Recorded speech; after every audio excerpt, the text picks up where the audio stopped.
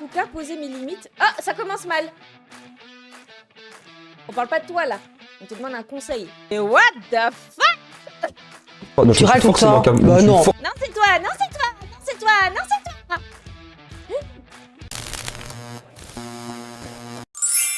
Hello mes gossips et bienvenue dans cette nouvelle vidéo. Je suis ravie de t'accueillir avec toujours plus de croustilles. Surtout si tu veux, tu t'installes correctement, tu prends ton petit thé, tes petits chips, tes petits gâteaux et tu likes, tu partages, tu me dis ce que tu en penses en commentaire. Tu t'abonnes parce que c'est gratuit et c'est viteuf et surtout tu me rejoins sur Twitch parce que c'est là-bas que tout se passe. C'est là, je te fais juste un petit concentré de tout ce qu'il y a sur Twitch. Mais sur Twitch, on parle de choses beaucoup plus privées, on est beaucoup plus dans l'intimité et vraiment c'est là que tu peux vraiment interagir avec tout le monde et avec moi-même.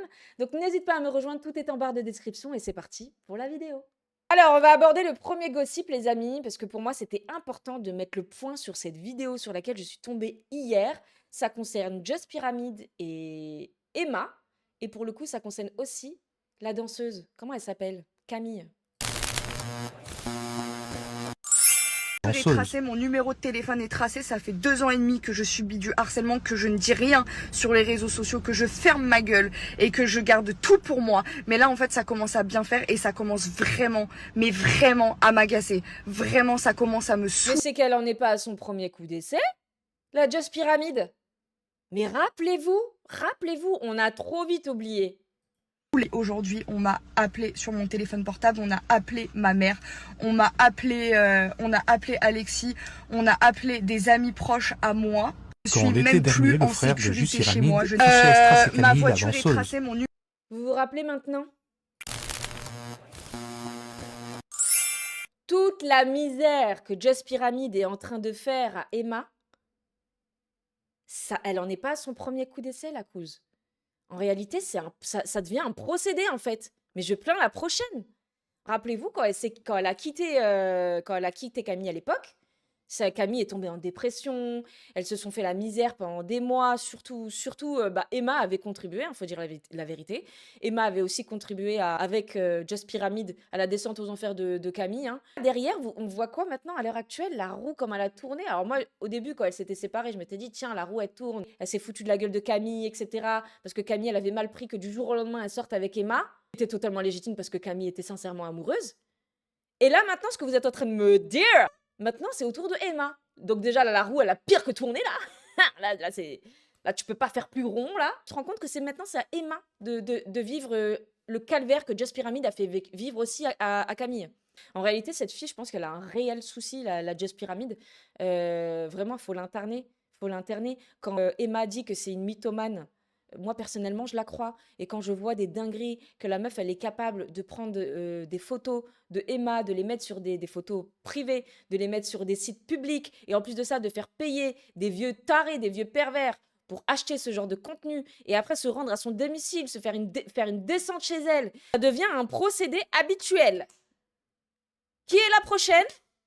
Qu'on puisse la prévenir? Bon, maintenant, j'ai envie qu'on rigole un petit peu, hein, notamment sur Rim. Vous savez que Rim, c'est l'une de mes candidates préférées, mais là, fallait qu'on en parle. Regardez. Alors, rappelez-vous, il y a quelques jours, j'avais fait une petite analyse sur les retraites spirituelles de Rim Renon et aussi de Colette. Et je vous avais suggéré, je vous avais dit, mais pour elle fait jamais de questions-réponses où elle donne des idées sur vraiment ses compétences, qu'on puisse vraiment évaluer si ses conseils sont dignes d'un thérapeute ou non. Et ben, vous savez quoi? 2 jours après la cause, elle nous a fait des petites questions-réponses où elle posait des questions où les gens posaient des questions sur leur vie privée. Donc, elle a fait des réponses dites de thérapeute. Alors, on va analyser ces réponses ensemble. Qu'est-ce que vous en pensez? Comment poser ses limites pour se prioriser? Alors, voyons quel conseil thérapeutique la belle Rim Renon pourrait donner à une cliente potentielle lors de ses retraites. Ben moi, en tout cas, poser mes limites... Ah, ça commence mal! On parle pas de toi, là. On te demande un conseil. Pourquoi tu parles de toi? Alors, t'imagines ta thérapeute? Ben moi, à ta place... non. C'est censé avoir une posture de thérapeute, ma sœur. On te demande pas de parler de toi. Bah moi, en tout cas, poser mes limites, c'est surtout apprendre à m'écouter, ok? C'est très vague. Dire quand quelque chose ne va pas, même si ce n'est pas agréable. Arrêter de dire oui quand au fond j'ai envie de dire non. Poser ses limites, ce n'est pas repousser l'autre. C'est me respecter moi pour pouvoir être bien dans la relation. Elle a demandé à ChatGPT ou j'ai pas compris? C'est tellement général, c'est tellement trop vague, c'est tellement pas personnel. Elle avait pris juste le sujet apprendre à m'écouter et qu'elle détaillait ce que c'est que d'apprendre à s'écouter. Là, ça aurait pu être intéressant. Mais apprendre à s'écouter, savoir dire non quand on n'a pas envie de dire oui. Même si ça fait mal, il faut pouvoir se dire les choses en face. C'est trop vague en fait. En fait, tout ça, elle aurait pu le dire, elle aurait pu prendre une question et y répondre clairement à une question. Et quand quelqu'un respecte mes limites, je sais que je suis au bon endroit. Poser ses limites, c'est aussi savoir comment les dire. Le faire avec douceur, sans agressivité, sans méchanceté, juste expliquer calmement. Ce n'est pas contre l'autre, c'est une question de communication, de trouver une façon de faire qui fonctionne pour les deux. Oui, poser ses limites est important, mais pour moi, la vraie clé, c'est surtout la communication.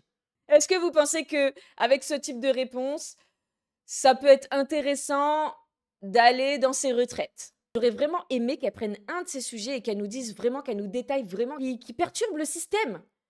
Dans ta tête, tu as ce clic où tu te dis « Ah ouais, j'avais pas envisagé ça de cette façon. » Là, j'ai aucun clic.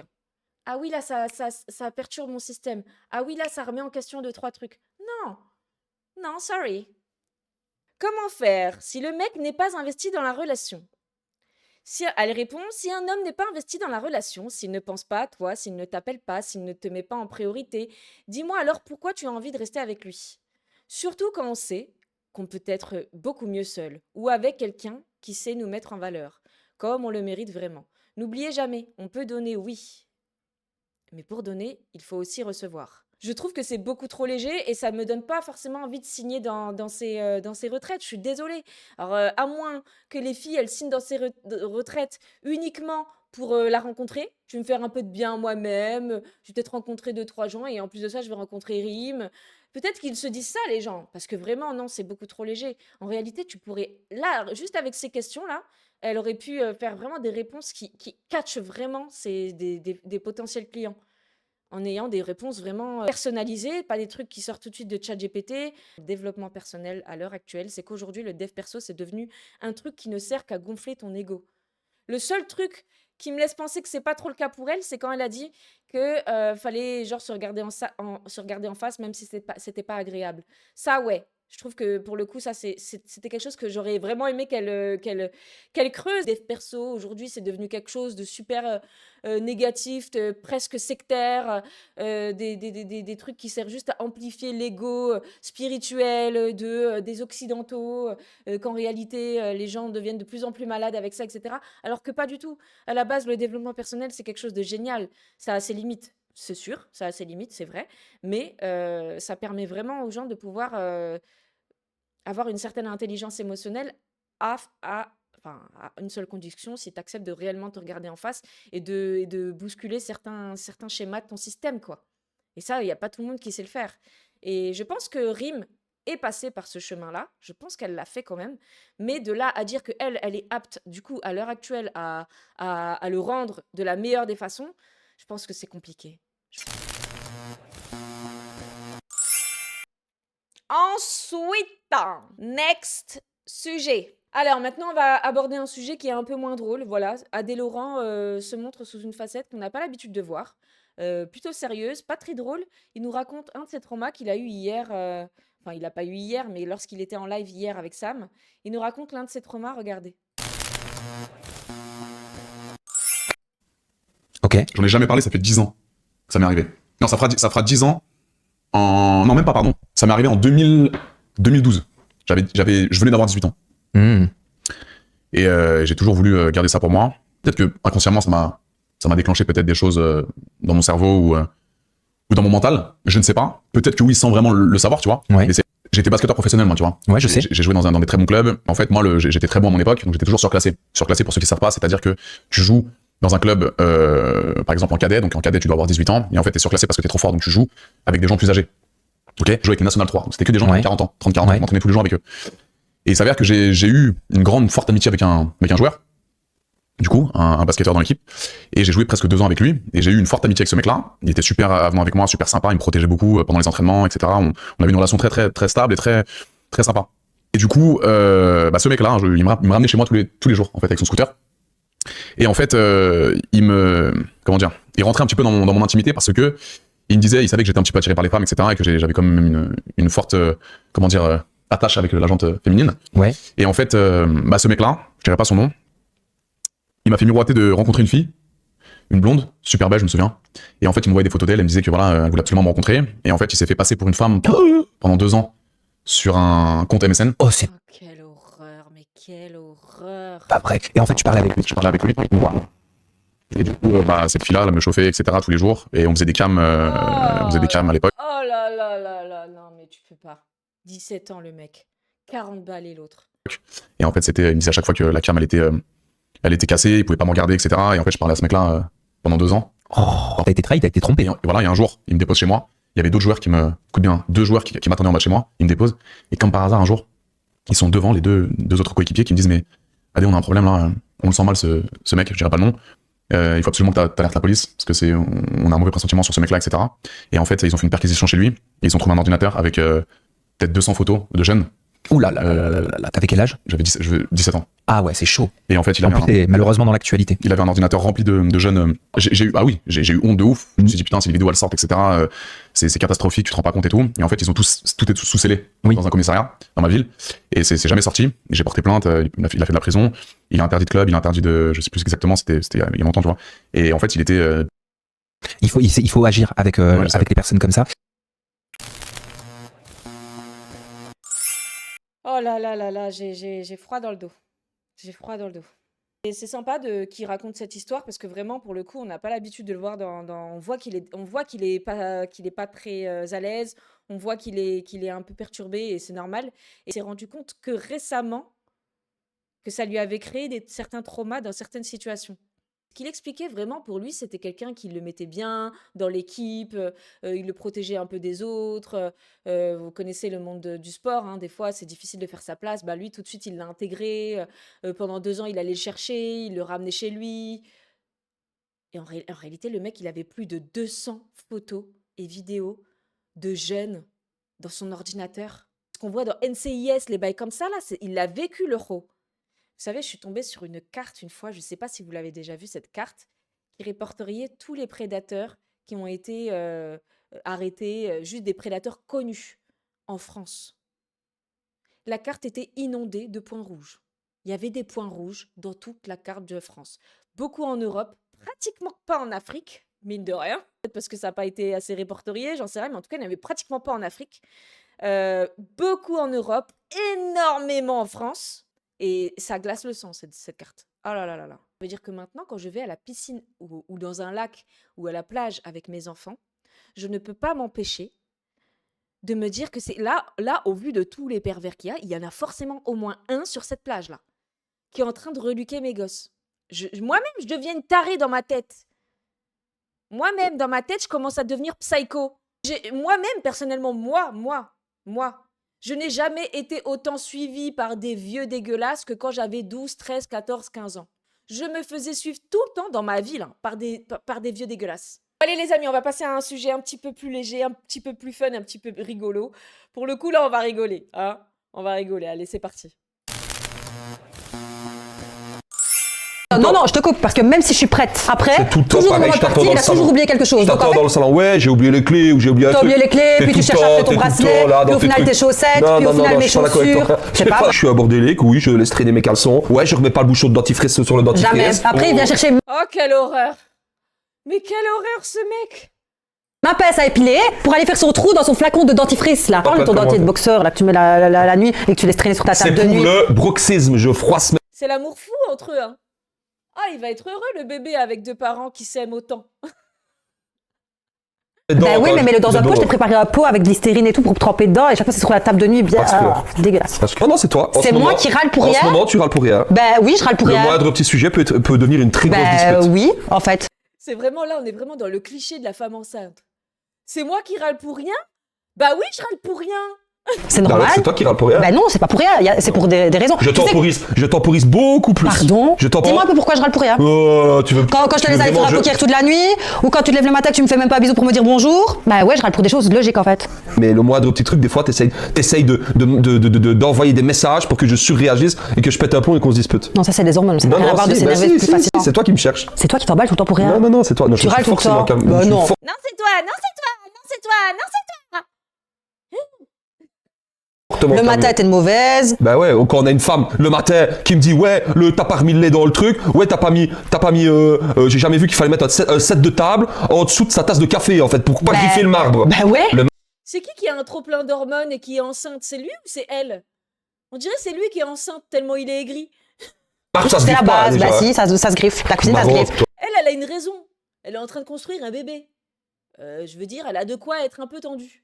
Déjà j'arrive, je suis déjà sur les nerfs. Ouais, il faut faire ci. Ouais, il faut faire ça. T'as pas mis la poubelle. Ah, t'as pas mis ceci. Pardon. Jacques, Ah, je donc me tu te réveille, tu me lèves prends à partie. Ouais, tu ouais. Pardon. Chaque fois que je Ah, me donc tu te réveille. réveilles jamais, ou je t'ai fait ton petit café le matin, ou je papote avec toi, et toi t'es déjà avec tes notes vocales justement à rallonge de 5 minutes. Ouais, ça t'es une grosse. On était vraiment obligés d'assister à ça. C'est-à-dire, les gars, ils l'ont filmé, ils l'ont monté, et ils l'ont publié, quoi. Ils voulaient qu'on voit, hein. Vraiment pathétique. Grosse menteuse parce que c'est elle qui prend souvent la mouche. Moi je prends la mouche. Oh, petit. Non, je suis susceptible, ça n'a rien à voir avec Bah, prendre c'est la prendre mouche. la mouche. Si. Bah non. Si, t'es une grosse menteuse parce que c'est elle qui prend souvent la mouche. Moi je prends la mouche. Oh, petit. Non, je suis susceptible, ça n'a rien à voir avec Bah, prendre c'est la prendre mouche. la mouche. Si. Bah non. Si. C'est toi qui prends tout le temps la mouche. Si. Je vais te dire un truc, bah regarde, je vais lui dire, mon cœur, tu veux bien sortir les poubelles après? Ouais, tu vois, t'as toujours quelque chose à me dire et tout ça. Bah en fait, je t'ai juste demandé si après tu peux sortir la poubelle. Attends, tu vois. T'es vraiment parfaite, toi. Bah je suis parfaite. Ouais, allez, on voit la prochaine question. Pardon. On va même pas finir la vidéo si ça continue, je te le dis. C'est vraiment une phrase de gamin. Et toi, de toute façon, t'es toujours parfaite, toi. Bah oui, je suis parfaite. Prochaine vidéo. Pardon Prochaine question. Ouais. Bah regarde, mais tu sais quoi, je te dis Tu crois amen. toujours t'as la science. Oui, voilà, vas-y. crois toujours. Oui, que je Tu suis la crois plus toujours. intelligente, que je suis la plus ci, plus ça. Et je ne sais absolument rien du tout. C'est ça. vraiment Bah oui, pas c'est vrai, je d'accord. suis loin d'être parfaite. Non, ça va, t'inquiète. On est vraiment pas d'accord. Mais personne n'est parfait. Arrête de dire que t'es parfaite. Mais what the fuck? Mais c'était quoi ça? On a vraiment assisté à ça? Ils ont vraiment fait ça là. Ils l'ont vraiment filmé, monté, publié. Ils voulaient vraiment qu'on voit ça. J'ai pas regardé la vidéo en entier. J'ai filmé 6 minutes de la vidéo et j'ai fait un cumul sur les 6 minutes de toute leur prise de tête, leur prise de bec. Donc là, en fait, littéralement, en fait, j'ai à peine cut. Il y avait que des embrouilles, que des prises de tête. Ah, c'est pas l'amour fou en ce moment. Hein. Du coup, réagir comme ça, alors que le bébé, il est même pas encore là. Là, il a juste à gérer sa femme qui est enceinte. Je comprends, elle est fatiguée, elle est en train de construire un gamin, etc. Elle a le droit d'être sur les nerfs. Eh oh, si en plus de ça, il faut qu'elle soit belle et souriante, MDR, elle a le droit d'être sur les nerfs.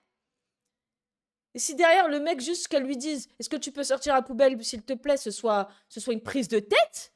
Waouh, qu'est-ce qu'elle est partie faire un gosse avec lui? Il n'est pas encore sous nuit blanche. Il n'est pas encore le bébé avec le bébé qui pleure. Il n'est pas encore avec les couches. Il n'est pas encore avec les biberons. Il n'est pas encore avec tout ça. Mais comment il va faire quand ce sera le niveau 10 du parent? Je ne donne pas cher de l'avenir de ce couple. Moi, quand j'ai un homme comme ça devant moi, mon regard, j'ai même pas besoin de parler. Mon regard, c'est en mode, mais attends, là, cette scène, elle vient vraiment d'exister, là. Là, il vient vraiment de me parler comme s'il avait 2 ans d'âge mental. Et genre, mon regard, il est tellement...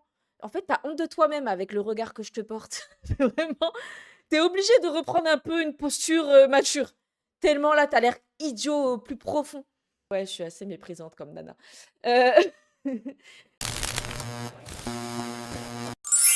Et voilà mes gossips, j'espère que cette vidéo t'a plu. En tout cas, moi, je me suis régalée aujourd'hui. Vraiment, merci pour tout. N'hésite pas à me dire ce que tu en as pensé en commentaire, à liker, à partager et à t'abonner. Et à me rejoindre sur Twitch, parce qu'encore une fois, c'est ici que tout se passe. Tous les réseaux sont dans la barre de description. À bientôt pour une prochaine vidéo. Ciao, ciao.